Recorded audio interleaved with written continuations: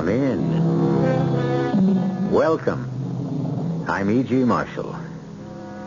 The administration of justice requires absolutely that certain men render judgment on other men.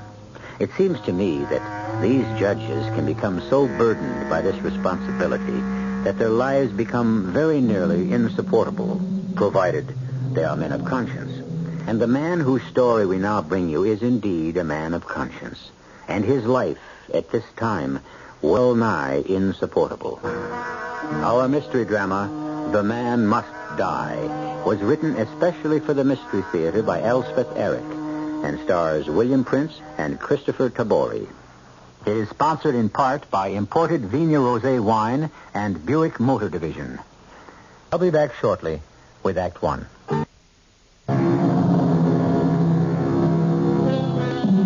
The Right Honorable Joseph Bailey is 50 years old, has a wife and a son, Jack, age 18. The judge is a man of both strength and sensitivity, a fine combination in anyone, but most especially in a man who holds and must exercise the power to dispose of the futures and sometimes the very lives of others. We first meet Judge Bailey at a time when his life has become almost insupportable. And don't eat so fast, Joe. You know what it does to you. I don't want any more coffee, Ellen. Why not? What's the matter with it? Nothing's the matter with it. I just don't want any more. But you always have 2 cups. Well, this morning I don't. Oh. This is the day, isn't it? This is the day. I know you've been dreading it. You can say that again. Well, now, dear, don't you think that just because this is the day, you should start it off right? Now, relax and enjoy your breakfast and, well, maybe a good brisk walk to the courthouse. I was planning on walking. It's a lovely day. Joseph, don't eat so fast. Now, heaven. I want to get started. But it's early. You don't want to hang around down there, do you? No. I don't want to hang around here either. Why not? Oh, because of him. Because of him. I don't think he's even out of bed yet. Oh, yes, he is. I hear him moving around. Well, in that case... But I don't know what you're going to do with your time. Court doesn't begin until 10. I'll get some coffee. Oh, it's my heart to have you drink cheap coffee when you could be drinking mine. I'll do some reading in my chambers. You're too wrought up to do any reading, I can tell. Well, I'll do something. Anything's better than being here when Jack's downstairs. I simply cannot go through that one more time. I cannot. Well, you'd better hurry. I think I hear. Where's my coat? It's in the closet. Where else would it be? Oh, yes. Now, don't brood. No, I won't. You always do the right thing. Oh, I'm glad you think so. Bye, dear. Now, take care. Father! You talk. I will. Father! Sneaked off, didn't he? Now, that's no way to talk about your father, Jack. Didn't want to face me. Come now, have your breakfast. Didn't want to listen to me. Your father has heard enough out of you, Jack. I shouldn't have to remind you that your father is quite capable of making his decisions without your help. He's done it on his own for a good many years. This man's a murderer. I know that, and your father knows that. It's not the first murder trial your father's presided over. Decided. Is it going to be death or the penitentiary? Well, I have no idea what he's decided. I don't even know that he has decided. He may very well be thinking it over.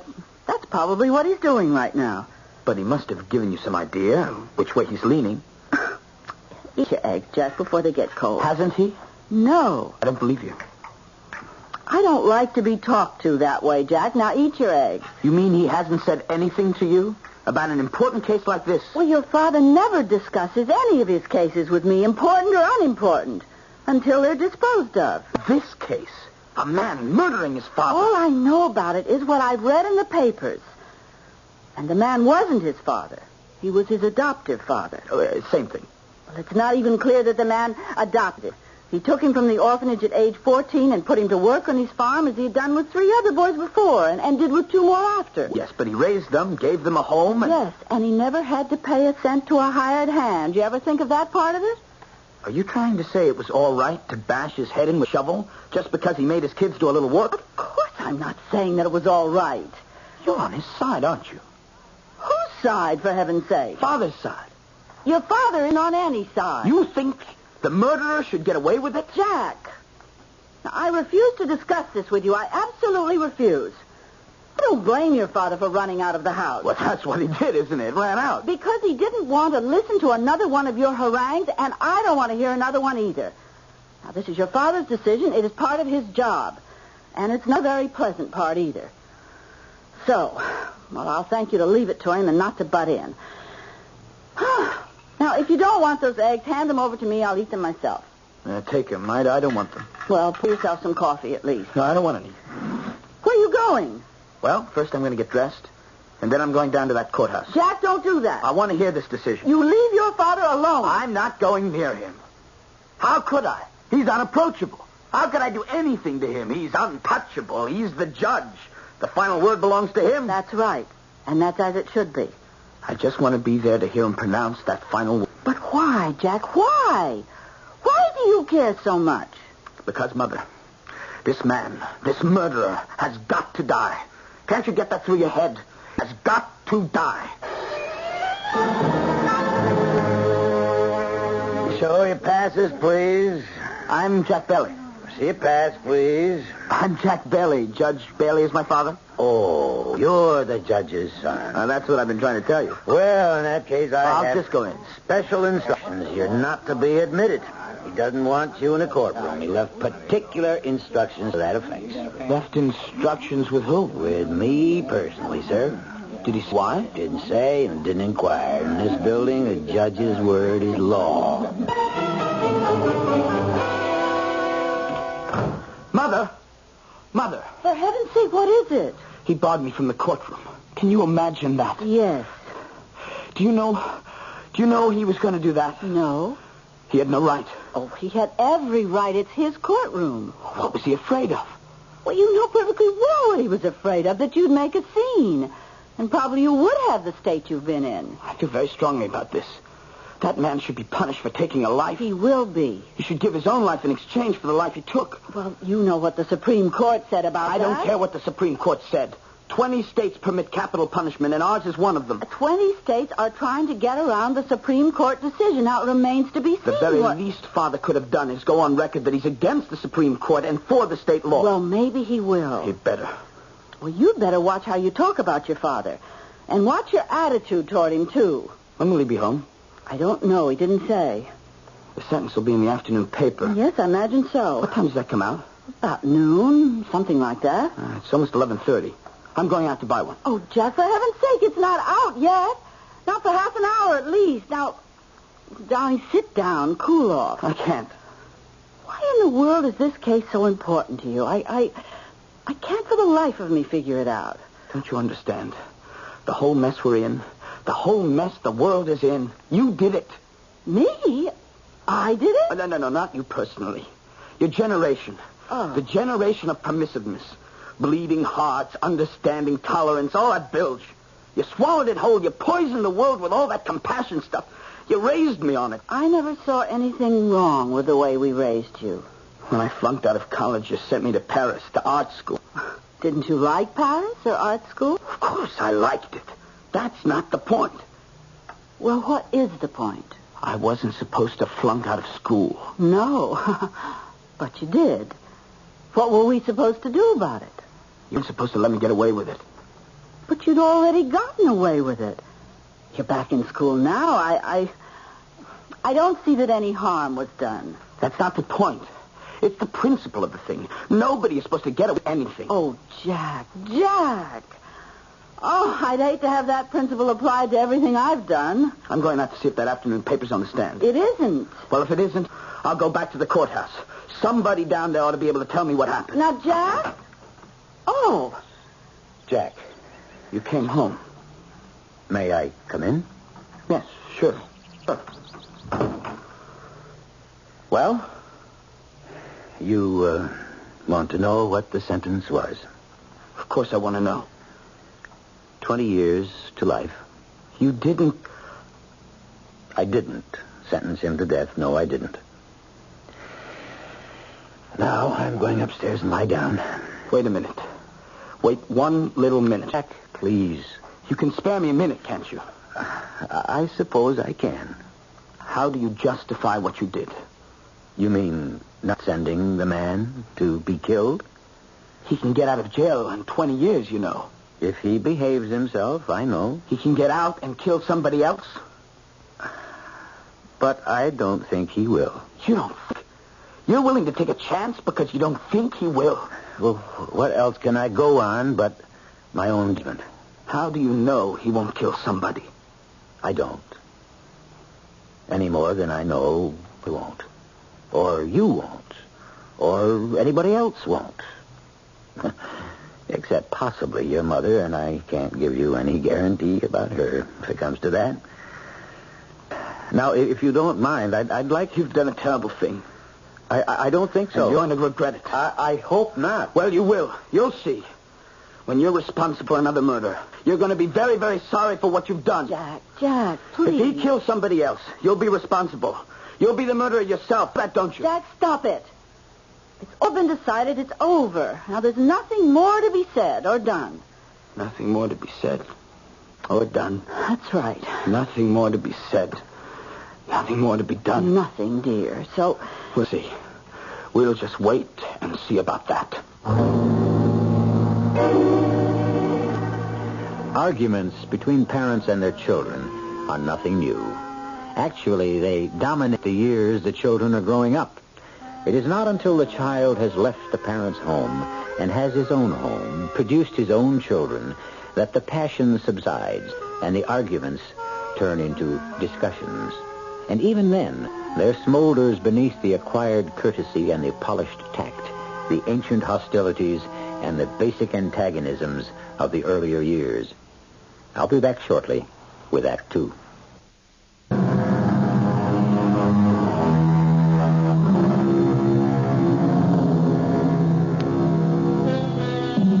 Nearly a month has passed since Judge Joseph Bailey sentenced a confessed murderer to 20 years to life. A month since his son Jack denounced him as worse than irresponsible for not having sent the murderer to his death. Since his wife Helen said to their son, "There's nothing more to be said, nothing more to be done." A month since the boy replied, "Wait and see." Since that day, an unidentifiable mood has permeated the Bailey home. A mood which neither mother, nor father, nor son can break.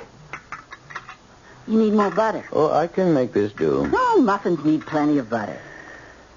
Helen, why doesn't Jack come down for breakfast anymore? Oh, really? It's up to him, Joseph. We can't make him. A month ago, I was avoiding him, and now he's avoiding me. Well, ever since the sentencing of that man. He's been different. Don't bother to deny it. He's been completely different. I wasn't going to deny it, though maybe I wouldn't say completely. He's been different. I thought by now... I thought so, too. I'll be in my study if you want me. I have some briefs to go over. Probably take all morning. Well, I won't want you because I'm finally going to put up those peaches that I bought a week ago, or they'll go bad. I'll see you around lunchtime. Yes, dear. Mother! Oh! Jack, you startled me. Sorry. My head's full of dishes and everything. Don't you sneak up on me when I have my hands full of dishes. Don't ever do that again. Okay, I won't ever do that again. And pour yourself some coffee, dear. Oh, and there's muffins, but you'll need butter. I'll bring it. Mother, sit down a minute. I want to clear the table. I want to tell you something. Come on. Put the dishes down. Oh, dear. Well, all right. What is it? I've made up my mind about something. Oh, what's that? I'm going to see that man. What man? That murderer. You know which one.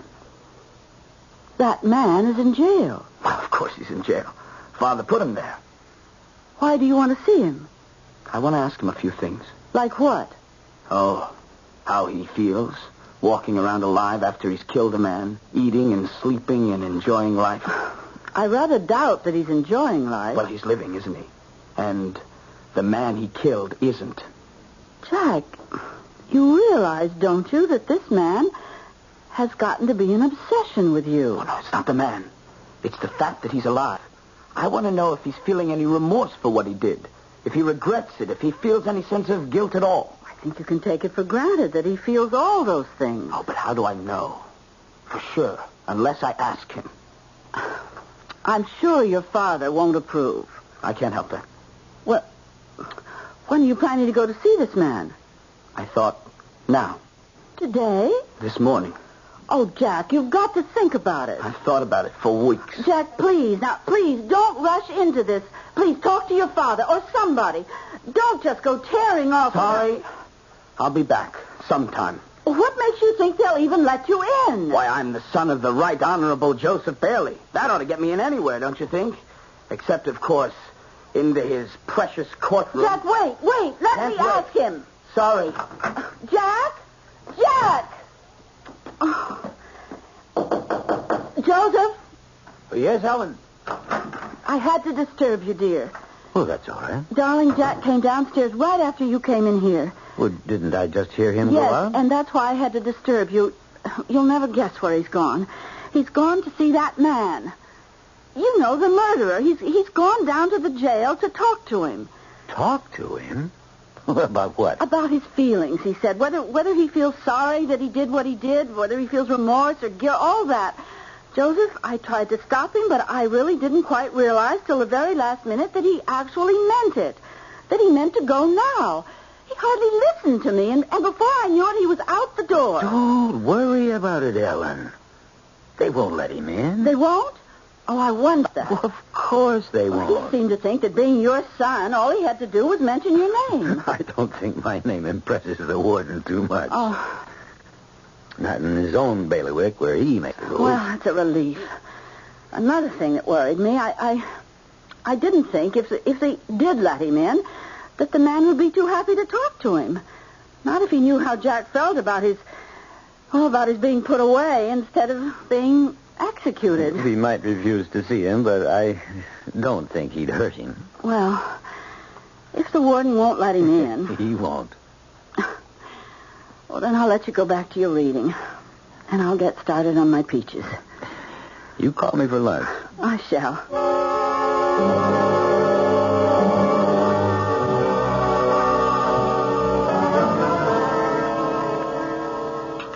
And a half pint of brandy. Oh, it seems like a lot of brandy. Oh, well. Mother. Oh, Jack. You've done it again. Done what? Snuck up on me with my hands full. Do you realize I almost dropped a whole cup of your father's best brandy? Oh, sorry. I'm making those brandied peaches. Jack, what's the matter? You look pale. Do I? Very pale. You look worn out. What is it? I saw him. You saw... Whom did you see? You know, the murderer. You mean you went to the jail? I told you I was going. But they let you in to see him? There was nothing to it.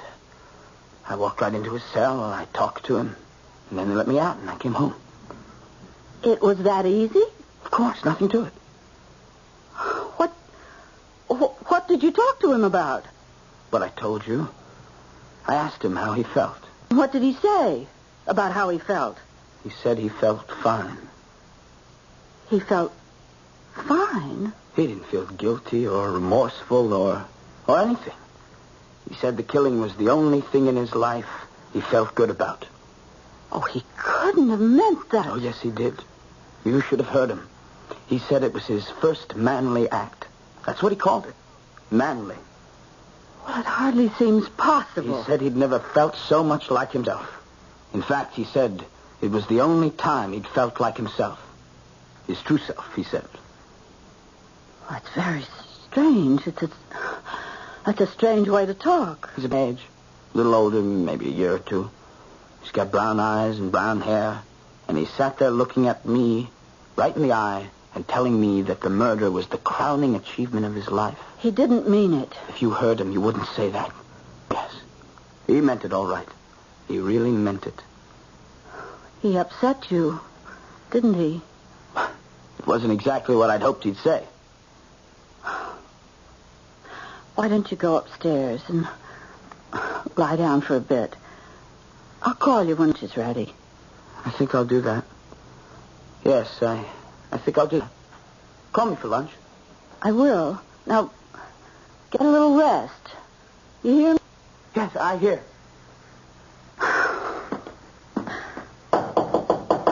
Joseph, it's me. I have to talk to you. Come in, dear. Joe, they let him in. They let him in. The warden let Jack in to see that man. He did? Well, I must say I'm very surprised and not at all pleased. Joe, that's not the worst of it. It's what the man said to Jack. What did he say? Why, incredible things. He said that the killing was the only manly act of his life, the only thing he ever felt good about, his crowning achievement. My word. Joe, he said it was his first manly act. Perhaps for him it was. But, Joe, how can you talk like that? Well, I didn't say I considered it a manly act. I said it's quite possible that he did. Well, I wish that he hadn't chosen it to say to our son. Jack said that he showed no remorse whatsoever. Can you imagine? Well, why should he show remorse if he didn't feel any? Well, I simply don't understand you at all. I really don't. Well, he was very badly treated by the man he killed. And that's an excuse for murder? I declare I'm beginning to see Jack's point. You should have sentenced him to death if that's his attitude. Why, if everybody felt that way, if everybody spent his life getting even with everybody who was unkind... Not everybody, Helen. Well, all I know is that Jack is very upset. He came home as though he'd been rocked to his very soul. He was not himself at all. Where is he now? Well, I told him to go upstairs and then lie down for a while, and he said he thought he would. Joe, don't be unkind to him. Please. I won't be unkind. I know that you've been terribly annoyed with him these past few weeks, keeping after you all the time about the trial, about the sentence, but... At the moment, I'm a lot more annoyed with the warden at the prison, letting Jack talk to that man. I can't imagine what he was thinking of. Look, you go back to your kitchen. I'm going to call the warden and chew him out a little. All right. And don't forget, when Jack comes downstairs, be kind to him. Don't worry, I'll be kind. Good.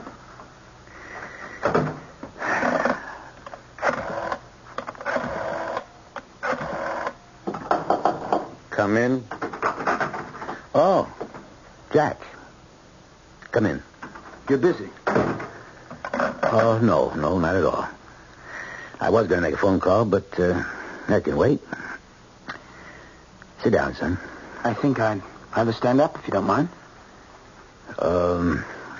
Your mother just told me that you went to the jail. Yes, to see the man. And they let you see him? Of course. I walked right in. Oh, come now. It's not that easy to see any prisoner, let alone a convicted murderer. Well, it was for me. I can't really say that I approve of your going there in the first place. And in the second place, I very strongly disapprove of the warden letting you in. And I'm very unhappy about what the man said to you. Mother told you? Yes. I was going to tell you myself, because I wanted you to see what you've done. What I've done? You let a murderer live. If he kills somebody else, it'll be your fault. You turned him loose. Oh, now, Jack, I didn't turn him loose. The phone. Now let it ring. What? Never mind about the phone. Mother will answer it in the kitchen. I suppose she will. You and I have got something more important to take care of. Now, Jack,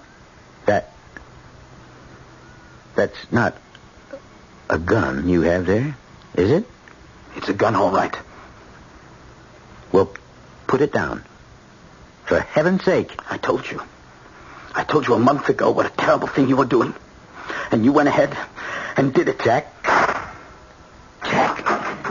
Joseph, the telephone's Helen, for you. be careful. What is it? Are you all right? I'm all right. Jack! Jack! Oh, my Lord, Jack! I told you. Didn't I tell you? Joseph, has he gone mad? Joseph, is our son mad?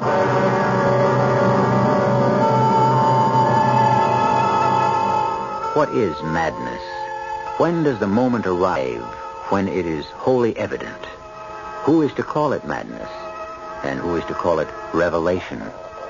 How long may it last? And can it ever go away? Does it hide? Or is it imprisoned? Or is it disguised in a million minor ways? Till the day when it springs into full view, And when it appears, who is to recognize it and call it madness? I'll be back shortly with Act 3. It's a great mistake to think of all young people as radical and all their parents as conservative.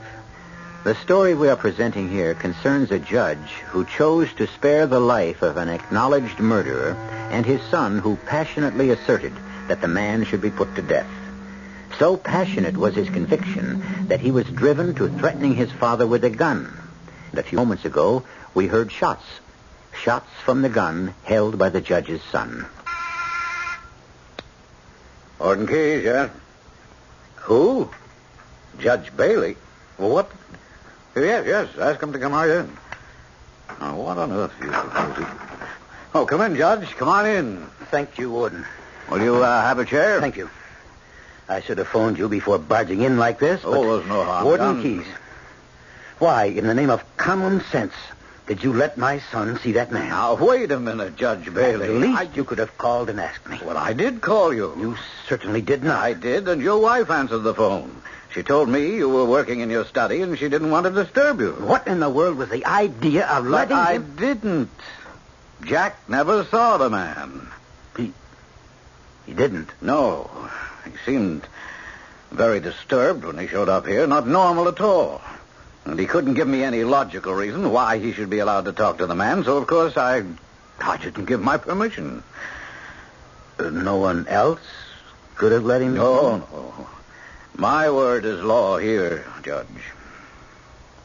Well, I owe you an apology, Warden Key. Well, not at all. It's perfectly all right. But, what made you think that Jack did talk to the man? Did he say he had? Well, he told his mother some story. She told me. I should have checked right away instead of... Well, no matter now. I do apologize, Warden. You know, Judge Bailey, I might have let him in just because he's your son. I say might have. Except that he was so overwrought.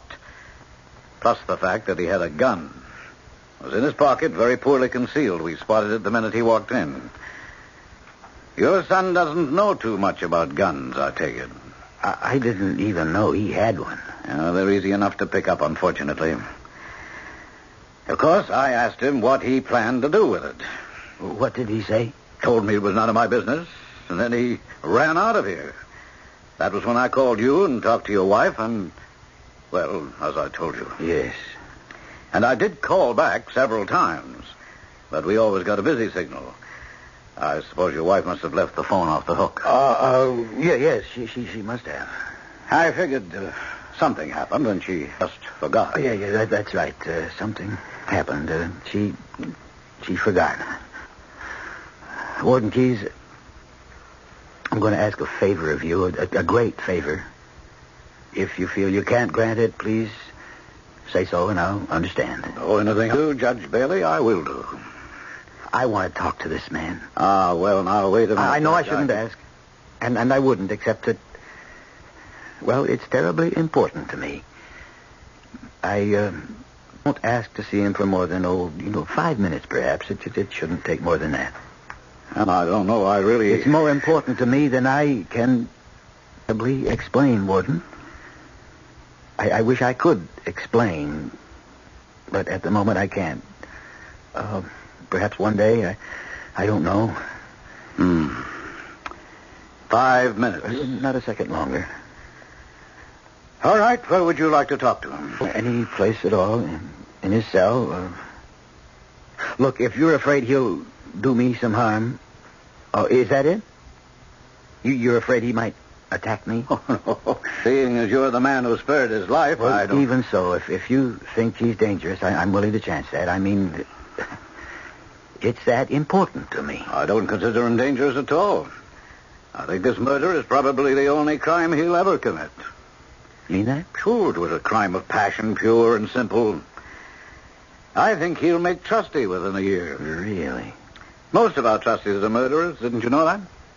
I never really thought about it. Oh, not the professional killers or the psychotic ones, but the The one-time murderers, where the stress and strain of their particular situation simply overwhelmed them, where the buried hostility suddenly surfaced, and as a rule just as suddenly subsided, never to surface again.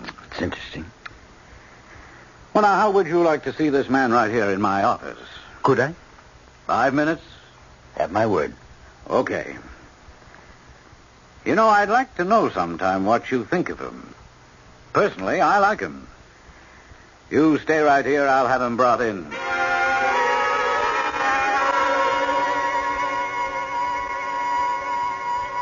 You know who I am? Oh, I should, don't you think? Oh, yes, it was a silly thing to say. Look, we only have 5 minutes. I promised the warden. So if you don't mind, I'd like to come straight to the point. Yes, sure, okay. I have a son, about your age. He didn't agree with the 20 to life I give you. He thought you should have been given the death penalty. Oh, really? His name is Jack. Jack grew really exercised about it as the trial went on. Very, very vehement. Got so I avoided speaking to him for fear he'd bring it up. I didn't want to argue with him, and I didn't want him to take the chances influencing me in the slightest. I guess you've earned your reputation. I mean, like, you really are a good judge. I actually barred him from the courtroom on the day I handed down my decision. And it made him even more agitated, more hostile. And then came the day, you'd been locked up here about a month, I guess, when he told his mother that he was going to come here to see you. Yeah, what for? I don't know precisely. To see how you were reacting to the crime, I guess. He never saw me. So the warden just told me. But Jack came home and told his mother that he had seen you. And that you were cool as a cucumber about the whole thing. Not quite. That you'd never felt so much like a man as when you killed your father. That it's the only thing you ever felt good about. Where could he have gotten such an idea? Oh, I couldn't say for sure, but maybe because that's exactly the way I do feel about it. You mean that? Yeah, sure. No remorse? None at all? Well, I'd rather not be here, of course, and I know I shouldn't have taken a man's life, but like deep inside, deep when I really care to look at the moment, I know that my whole life had been like leading up to the killing. And it wasn't even that killing, the killing of that man, I mean. It was the killing of my own father. You don't mean you actually... No, I didn't kill my own father, though I wanted to. I couldn't do it because I was only 4 years old when he took me to the orphanage and left me there. He never said he was coming back for me, but I always believed he would. I went on believing for a long time. And when this other man took you out of the orphanage... Oh, I pretended to myself my father had come for me. Of course, the pretense didn't work. Pretenses never do. I'm going to tell you something that I'd rather you didn't repeat to anyone. Okay? I have your word. You sure you need it? You got it? The warden wouldn't let Jack see you because... Well, I guess it's against regulations, but besides that, Jack had a gun on him. He came home after the warden had turned him down, and he came into my study where I was working, and he reproached me again for letting you live, and he fired a shot at me. His mother came into the room at that moment, telling me about a phone call, and he turned the gun on himself. Oh, no. Mind you, no one knows about this. Yeah, but I mean, like, it'll come out, won't it? How he died. He isn't dead. He's wounded. He's in the hospital. But he'll live. Now, can you tell me why he'd have done such a thing?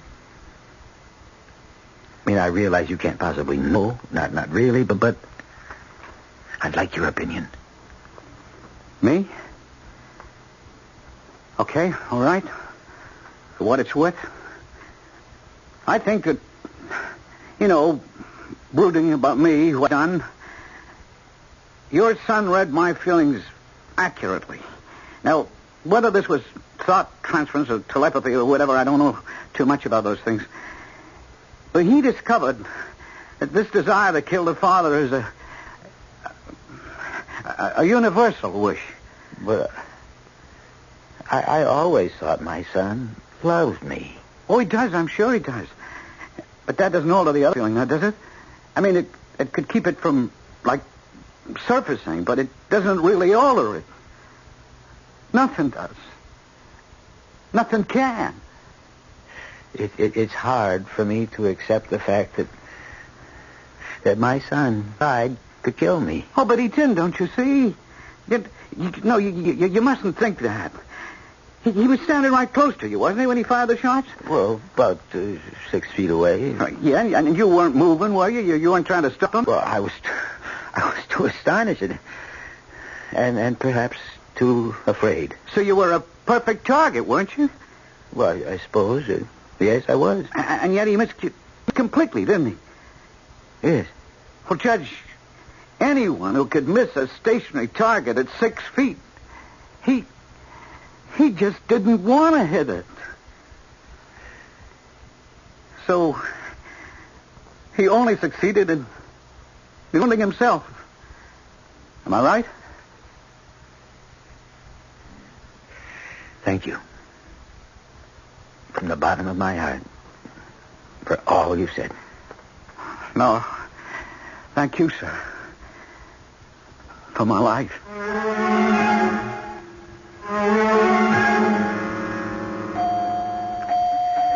Hello, son. How are you? Coming along okay, I guess. That's what the doctors tell me. Father, lying here thinking, trying to think, I can't understand how it all happened. It's all right. I was out of my mind. That's the only way I can figure it. Don't you think so? I think something like that. It won't ever happen again. Oh, Jack.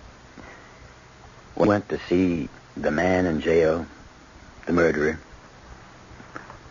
Why'd you take a gun with you? Oh, yes, the gun. Did you mean to kill him with it? Oh, no. No. Did you think you'd do what I hadn't done? Take his life? No. See, I thought he'd be so remorseful. I thought he'd be eaten up with remorse and guilt and sorrow for what he'd done. I thought he wouldn't want to live. So I thought I'd just hand him the gun and he'd do the rest. By that, you mean... I thought he'd kill himself. But I never got to see him. Did I? No. Funny. I thought, well, I did see him. And we talked a little bit, and he was arrogant.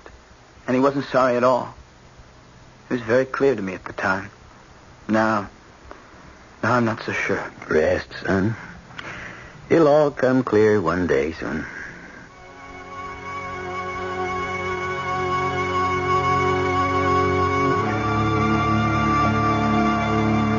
Thou shalt not kill.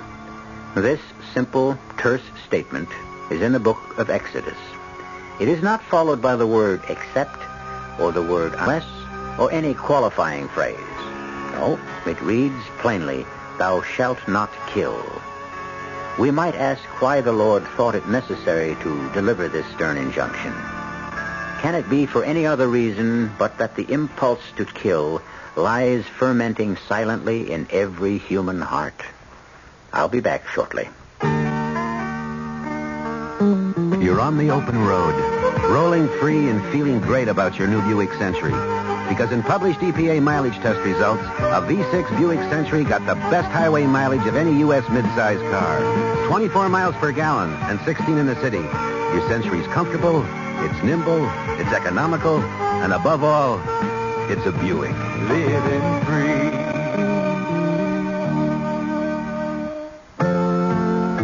Hi, I'm Burl Ives. You know, nothing perks up a meal like an exciting side dish. And I'd like to tell you about one your family and your guests are sure to love and keep on loving. It's Uncle Ben's long grain and wild rice. It's a mouth-watering mixture of Uncle Ben's converted bran rice, wild rice, herbs, and seasonings. It's the kind of side dish that can make an ordinary meal a great meal and can keep a great meal from becoming ordinary. In fact, Uncle Ben's long grain and wild rice is so good, they tell me that most anyone who tries it comes back for more. That's because there are no compromises in quality, but that's the way Uncle Ben's does business. So, to make an ordinary meal a great meal, try Uncle Ben's long grain and wild rice. And to make sure you get the quality ingredients and good taste I've told you about, make sure it's Uncle Ben's. This is Shelley Henry with one of the most crucial and provocative issues of our day, the question of government. Is it adequate for the problems that it has to solve? That's Monday at 2:15.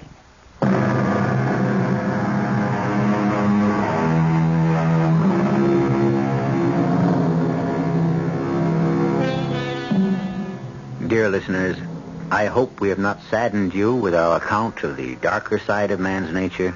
If we have, let me leave you with these lovely words from the book of Psalms. Mercy and truth are met together. Righteousness and peace have kissed each other. Weeping may endure for a night, but joy cometh in the morning. Our cast included William Prince, Augusta Dabney, Christopher Tabori, and Ian Martin. The entire production was under the direction of Himan Brown. Radio Mystery Theater was sponsored in part by Contact, the 12-hour cold capsule, and Uncle Ben's long grain and wild rice. This is E.G. Marshall inviting you to return to our Mystery Theater for another adventure in the macabre. Until next time, pleasant dreams.